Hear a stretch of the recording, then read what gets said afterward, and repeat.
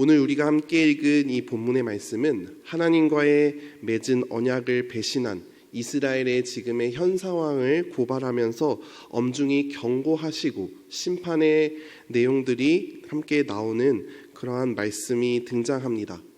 특별히 유다 왕국이 바벨론 왕과 맺은 언약을 깨고 애굽을 의지한 것에 대해서 하나님께서 심판하시겠다라는 내용의 말씀인데요.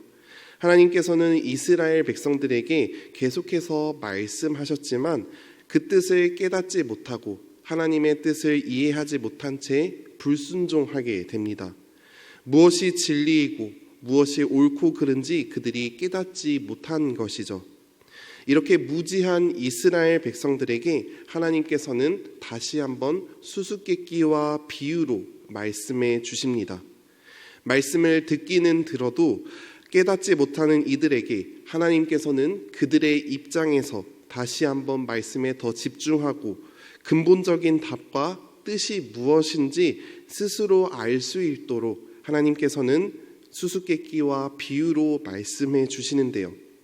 그렇다면 하나님께서 비유와 수수께끼로 궁극적으로 드러내고 싶으신 하나님의 마음은 무엇이었을까요?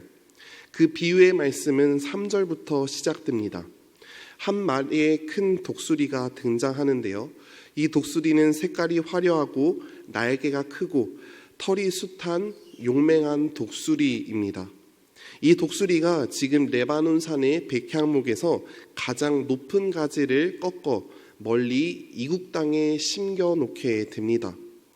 이 큰 독수리는 바벨론 왕 느부갓네살을 의미합니다. 모든 패권을 쥐고 있었던 그 당시 용맹한 마치 독수리와 같은 바벨론 왕 느부갓네살이 레바논에 있는 백향목 가지, 특별히 높은 가지를 꺾었다라고 성경은 기록하고 있습니다. 레바논에 있는 백향목은 예루살렘에 있는 이스라엘 백성들을 의미하며 그 중에 가장 높은 가지를 꺾었다라는 것은 이스라엘 백성들의 가장 높은 자리에 있는 우두머리, 바로 왕을 꺾었다라는 의미입니다. 즉 이 당시 이스라엘을 다스리고 있었던 여호야긴 왕을 의미하는 것이죠. 다시 말해 바벨론 왕이 이스라엘을 다스리고 있는 여호야긴 왕을 꺾었다라는 의미입니다. 여호야긴은 실제로 바벨론의 포로로 잡혀와 이방 땅에 거주하게 됩니다. 그리고 느부갓네살 왕이 여호야긴 대신에 자신의 말에 충성할 만한 왕 시드기야를 세워 그 땅을 통치하게 하죠. 자신의 말에 복종하며 충성하는 대가로 그를 왕위에 세우게 됩니다. 시드기야는 바벨론 왕이 세운 왕이었으며 이 모든 것이 하나님의 섭리 안에서 이루어졌습니다. 하나님께서는 시드기야를 왕의 자리에 두시며 그를 통해 유다의 질서를 다시 한번 세우고자 했던 하나님의 마음을 우리가 엿볼 수 있습니다. 하지만 그 계획과 달리 시드기야는 하나님과의 언약, 곧 바벨론과의 평화 조약을 깨트려 버리게 됩니다. 시드기야 왕이 이스라엘을 어떻게 통치했느냐, 이어지는 7절 말씀의 비유로 설명되어 있는데요. 날개가 크고 털이 많은 또 다른 독수리에게 물을 받으려고 심겨진 그 두둑에서 그를 향하여 가지를 뻗어 나아간다라고 성경은 기록하고 있습니다. 즉 시드기야 왕은 바벨론의 통치 아래 있는 바벨론의 충성의 대가로 왕이 되었음에도 불구하고 또 다른 독수리 곧 애굽의 도움을 받아 바벨론과의 동맹을 깨고 반기를 드는 것을 의미합니다. 이렇게 된다면 지금 이스라엘 상황은 어떻게 되는 것일까요? 이어지는 9절 말씀을 보면 그 결과를 분명하고도 명확하게 말씀해 주고 있습니다. 너는 이르기를 주 여호와의 말씀에 그 나무가 능히 번성하겠느냐? 이 독수리가 어찌 그 뿌리를 빼고 열매를 따며 그 나무가 시들게 하지 아니하겠으며 그 연한 잎사귀가 마르게 하지 아니하겠느냐? 많은 백성이나 강한 팔이 아니라도 그 뿌리를 뽑으리라. 아멘. 그 나무가 어찌 번성하겠느냐? 그 연한 잎사귀가 결국 마르지 않겠느냐? 라고 말씀하시며 결국 멸망의 길을 선포하고 있습니다. 털이 길고 날개가 크며 용맹스러운 독수리인 바벨론 왕이 레바논 백향목 가지 곧 이스라엘 왕인 여호야긴을 사로잡아가서 그들의 땅 바벨론에 이끌어갔고 그 땅의 종자인 시드기야를 왕으로 세우며 자기 통치 아래에 두게 됩니다.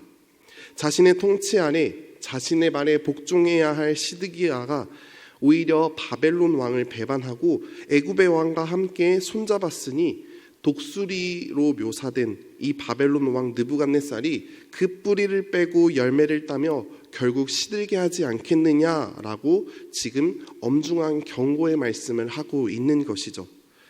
그렇다면 이 비유의 말씀을 통하여 지금 하나님께서는 이스라엘에게 무엇을 말씀해 주고 있는 것일까요? 하나님께서는 그들에게 가장 좋은 것으로 덧입히시고 함께하고 있다라는 것을 오히려 말씀해 주고 있습니다. 지금 이스라엘 백성들의 상황을 보면 바벨론의 통치를 받고 있습니다. 나라가 엉망이며 아무런 소망과 아무런 기대조차 할 수 없는 상황입니다. 이스라엘 백성들조차 모든 것이 끝났다라고 생각하는 시점이죠. 하지만 하나님은 그들을 포기하지 않으시고 5절 말씀을 보면 그 땅에 종자를 꺾어 그 종자를 옥토에 심었다라고 말씀합니다. 즉 가장 좋은 옥토에 심긴 종자임을 주님은 다시 한번 선언하고 계신 것이죠. 이스라엘 백성들을 지금 가장 좋은 땅에 심겨 자라게 하실 것임을, 열매 맺게 하실 것임을 지금 말씀을 통해 분명하게 보여주고 있습니다. 지금 겉으로 보기에는 겉에 보이는 상황을 보면 어둡고 소망이 없는 위기의 순간이다 느낄지언정 하나님의 관점으로, 하나님의 시선으로 바라본다면 지금 가장 좋은 길로, 가장 선한 길로 걸어가고 있다라는 것을 말씀해 주고 있습니다. 우리가 겪는 삶의 모습에서도 고난과 어려움이 닥칠 때 우리는 어떠한 모습을 보이시는지 한번 우리의 삶을 돌아보시길 소망합니다. 가장 좋은 길로, 가장 선한 길로 오늘도 나를 이끄시는 그 주님께 우리가 감사하기보다는 불평과 불만이 먼저 나오지는 않은지, 내 생각과 내 경험이 먼저 나오지 않은지 돌아보시길 소망합니다. 고난이 도리어 우리에게 축복임을, 그 뒤에 우리를 위해 일하시고 계시는 하나님의 놀라운 은혜가 있다라는 사실을 우리가 기억하며 오늘 하루도 주어진 하루 감사함으로 주님께 나아가길 소망합니다. 이스라엘 백성들을 향하여 주님은 가장 좋은 길로 인도해 주셨으며 가장 좋은 종자를 꺾어 옥토에 심겼음에도 하나님의 주권을 인정하지 않고 언약을 가볍게 여기게 됩니다. 하나님은 바벨론 왕 통치 아래 이스라엘 백성들이 자라길 원했지만 시드기야는 바벨론을 거역하고 하나님의 뜻과는 다르게 애굽과 손을 잡으며 그 신실함을 스스로 저버리게 됩니다. 이로써 하나님께서는 영적으로 무지하며 하나님의 뜻과는 다르게 행동하는 그 교만한 이스라엘 백성들에게 비유와 수수께끼의 말씀으로 그들이 깨달을 수 있도록 다시 한번 거듭해서 말씀해주고 있는 것이죠. 사랑하는 광영교회 성도 여러분, 오늘 말씀을 통하여 우리의 삶을 곰곰이 다시 한번 돌아보시길 소망합니다. 혹시 내가 피하고 싶은 바벨론과 같은 나의 현실은 무엇입니까? 우리의 현실과 우리의 시각으로 바라볼 때 이해되지 않는 상황, 고난의 순간, 위기의 순간이다 라고 우리가 느낄지언정 주님께서 원하시는 모습은 지금 그 자리에서 하나님을 바라보며 순종하고 기다리는 것입니다. 우리 안에 이러한 고난 가운데 이러한 순종의 모습이 있는지 우리의 삶을 곰곰이 돌아보시길 소망합니다. 또한 이스라엘 백성들과 같이 하나님의 뜻과는 다르게 교만한 모습으로 행동하고 오히려 하나님을 떠나 무지하게 행동하고 있는 모습이 있지는 않은지 스스로 점검해 보시길 소망합니다. 주님은 우리에게도 오늘도 가장 선한 길로 인도하시며 우리와 함께하고 계십니다.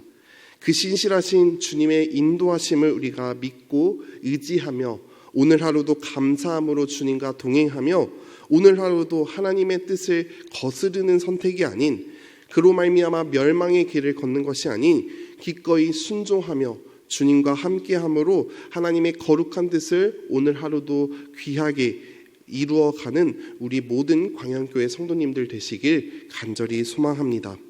함께 기도하시겠습니다. 사랑의 주님, 은혜와 사랑을 감사드립니다.